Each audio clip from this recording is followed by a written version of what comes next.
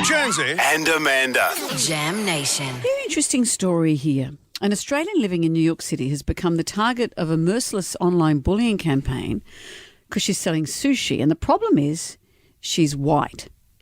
So there's been some complaints that she is a, quote, a coloniser. It's like a Britney Spears song. Coloniser. She's called the shop Sushi Sheila, so she's not pretending to be Japanese. If she was pretending to be Japanese, that would be different. Yeah, but if she's wearing like a gi and going, I saw, then that would be terrible. Is that Japanese? Yeah, a gi.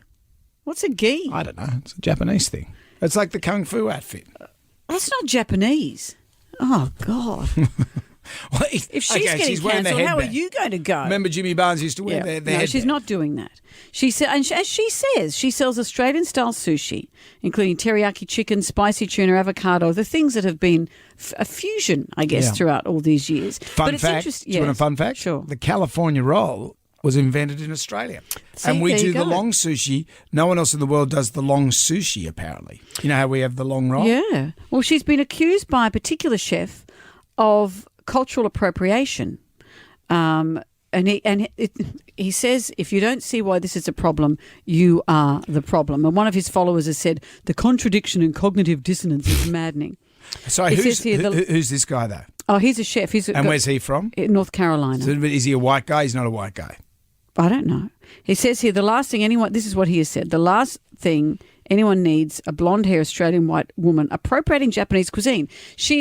This is what's interesting because, and people have come to her defence. And as someone here says, the first and most obvious thing is this deranged standard is only ever applied to white people. It never goes the other way. You would never hear a pizza place being bombarded with negative reviews because it's owned by an Asian person or a burger joint being protested because it's run by a Hispanic woman.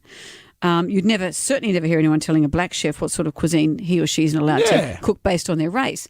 I've just read a novel called Yellowface, which is about a woman writing about Japanese history and the same sort of thing. Was it Japanese? Maybe Chinese history. There you go, my mistake. But the same sort of thing is it cultural appropriation? She was kind of passing herself off in a different way. This is a very different story to what's known as Yellowface. Yeah. She's saying, I'm Australian, I'm cooking, she's calling it Sushi Sheila. I do not understand the sensitivity What's around the it. big deal? What's the big deal? To be? But she's been so harassed, she's off TikTok, she's sort of closed down all the social media. So what's she supposed to make? Meat and free veg and 2 fruits for dessert? That's right, because that's all as a white Australian you're allowed to ever cook. That's all you can make. Which in a way is disrespectful to our incredible multicultural history that we have here that we're so proud of. This is where we come to. As I said, this is probably only one guy complaining and then all of his followers have got piled on. And this guy, we don't know where he's from. Well, no. He plans to open his own Puerto Rican Japanese fusion restaurant. Okay. That old genre, one of my faves.